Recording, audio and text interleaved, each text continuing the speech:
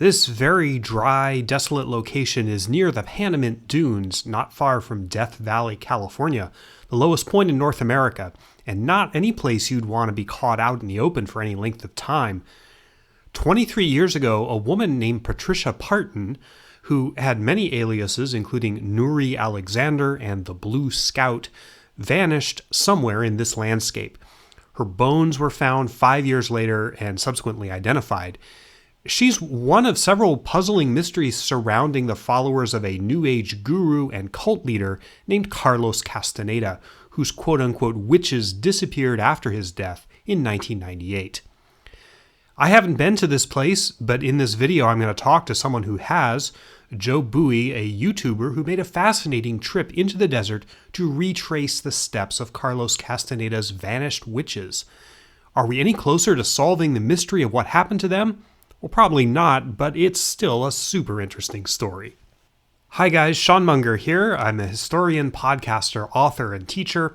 It's not often that I get a chance to do a crossover video with a fellow YouTuber or to revisit a subject that I've done previously on my own channel, but I'm doing both of those today as we take another trip into an unsolved mystery.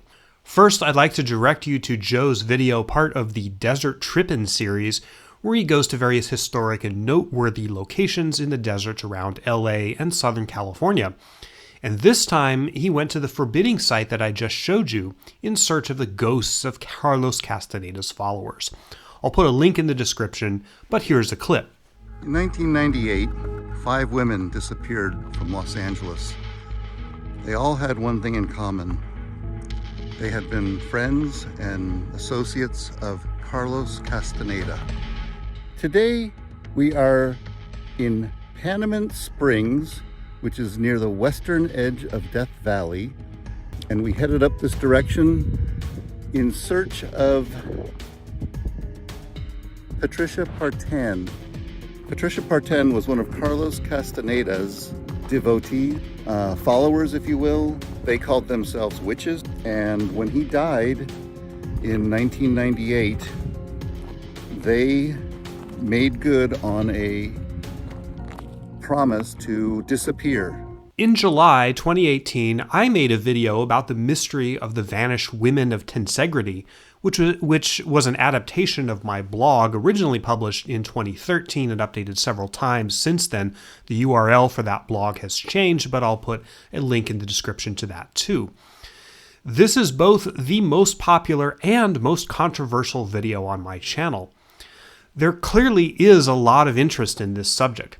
It's controversial because Castaneda, whose books sold millions of copies, still has a number of fans out there, most of whom take issue with the fact, now well documented, that Castaneda's purportedly true first-person accounts of his encounters with Yaqui shaman Don Juan Matus, who supposedly taught him this philosophy in the 1960s, are proven to have in fact not occurred.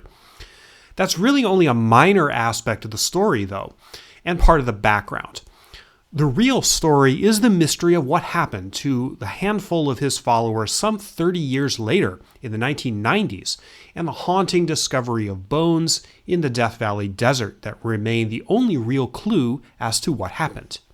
Joe looked me up recently after his trip to the Panamint Dunes in the footsteps of Patricia Partin. Here are some clips from that interview, which gives some historical background to the story, a few updates on matters not covered in my previous video, and some general discussion about the whole Castaneda phenomenon. I hope you find it as interesting and illuminating as I do. There are 2 parts to this interview, so there will be 2 videos. Essentially, when I was out in the desert trying to channel or, walk in the final footsteps of Patricia Partin, I failed miserably at explaining who these witches were, because I think there were supposedly 3 witches and only 2 were there, but then there's 3 other women and they all disappeared and 1 was found, the rest were never heard of again. So can you sort of make a little sense of who these 5 women were and what you think they might have been doing out there in the desert? Sure. Well, there's obviously a lot we don't know. Really, the story begins with Carlos Castaneda, and he was a very popular author very popular in New Age circles in the late 1960s and early 70s. He was part of that kind of guru movement that came out of the late 60s, particularly in California.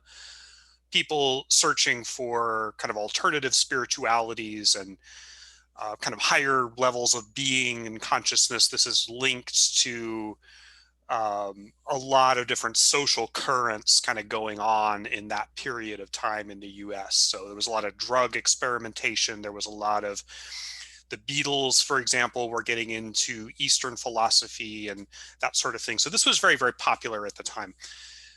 So Carlos Castaneda was originally born in, I believe, Peru, and he came to the United States and eventually went to graduate school in anthropology at the University of California, LA. And his graduate thesis, basically his dissertation, was a purported account of his training with a shaman that he called Don Juan Matus.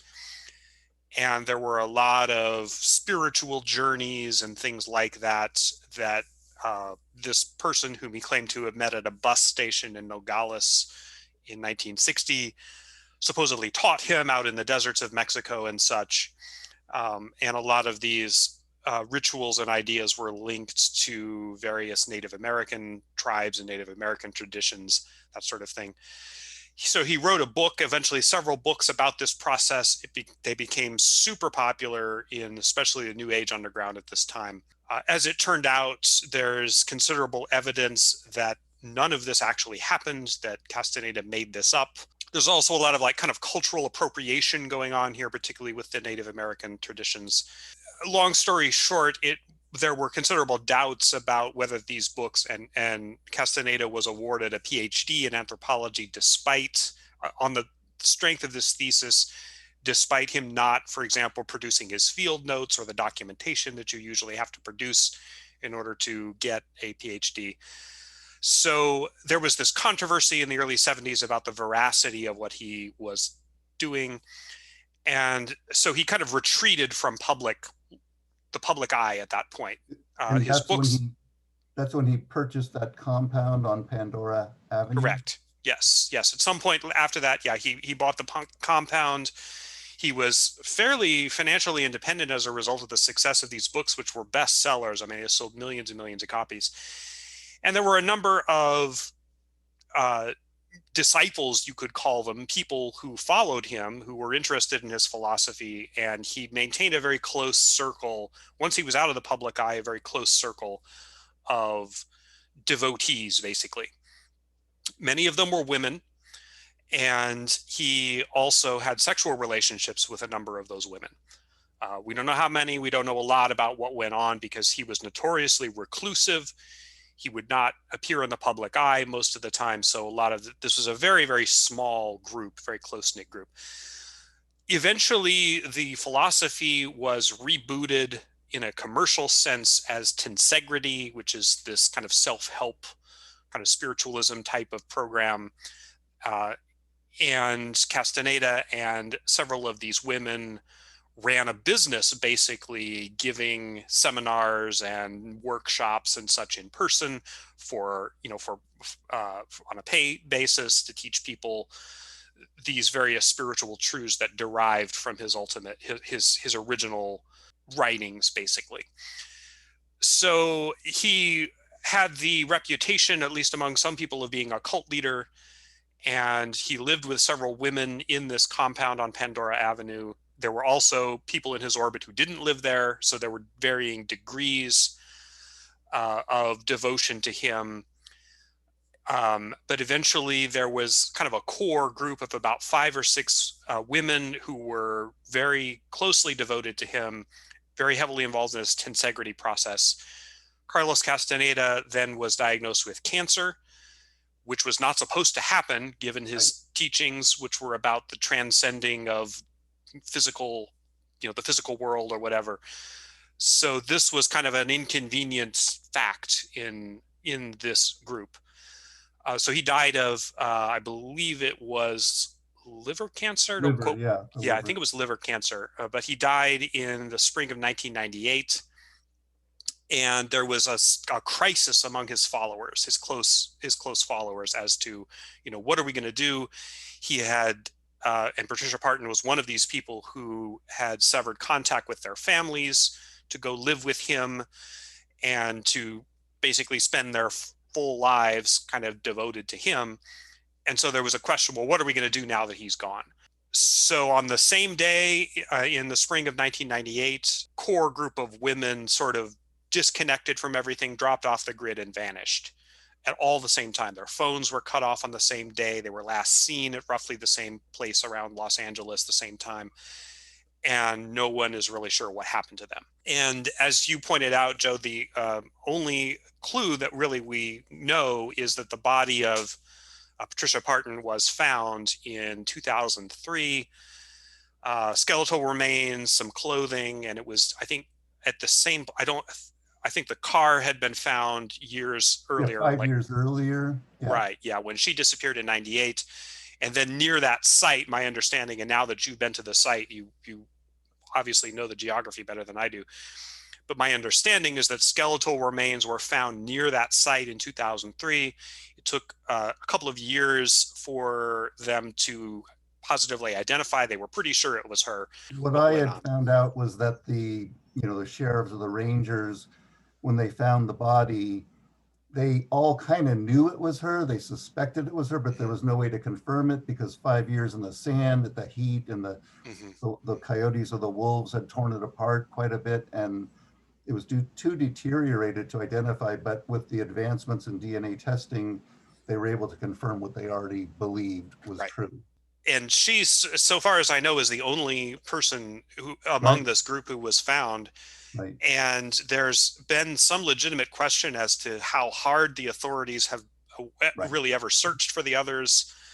I know one of the women, Amalia Marquez, her family was very active in trying to get law enforcement more interested in figuring out what happened to her. There seems to be a weird, resistance to getting to the bottom of it, because if the women did, the remaining 4 went down the mine and, their demise was down there, it should be fairly doable to find some evidence.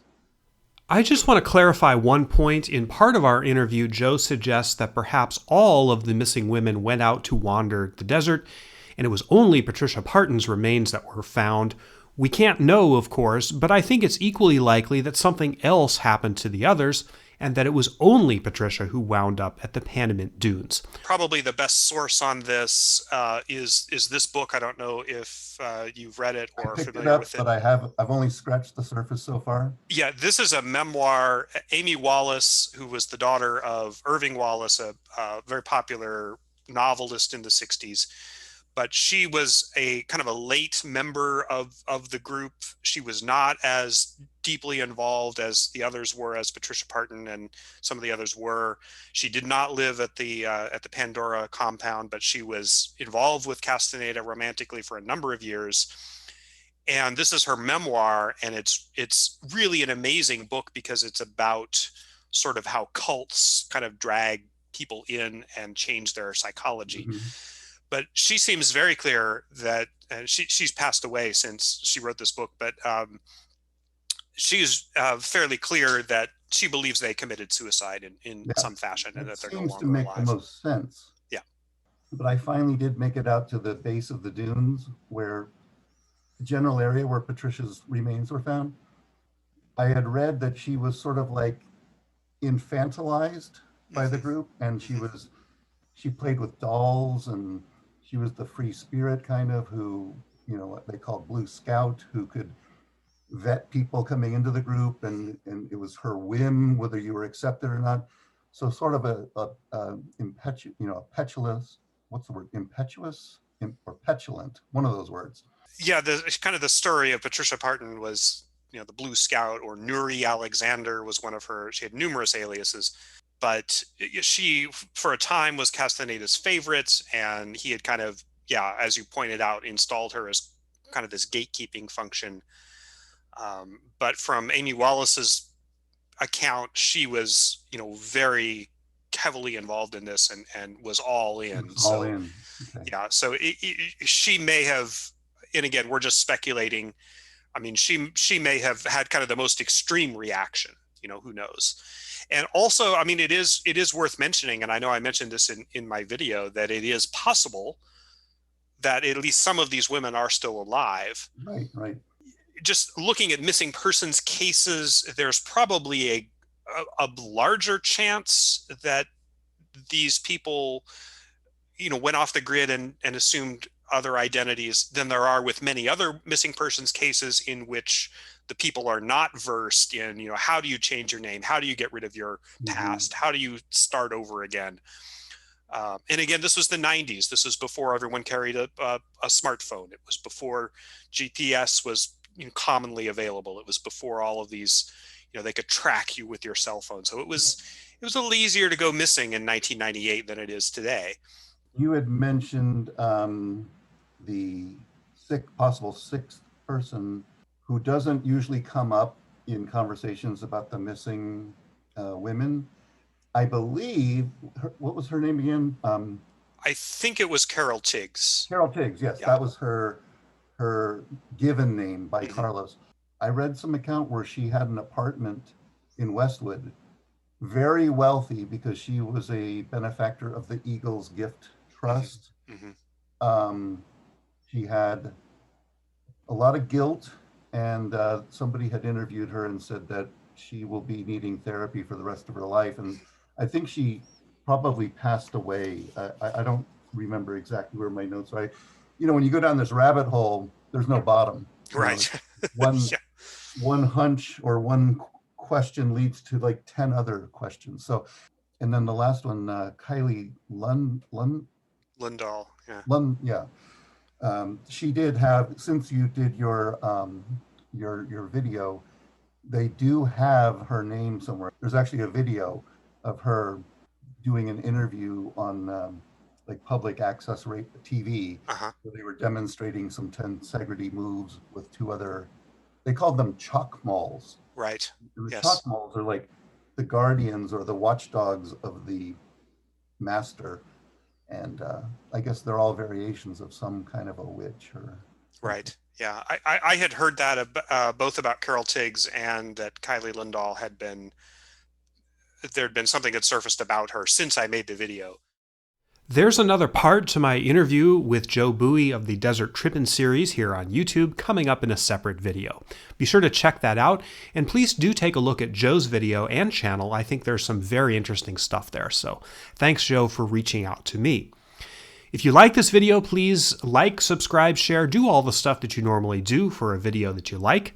Check out the second part of this interview, and if you haven't already seen it, my 2018 video on the missing women of Tensegrity is linked in the description below.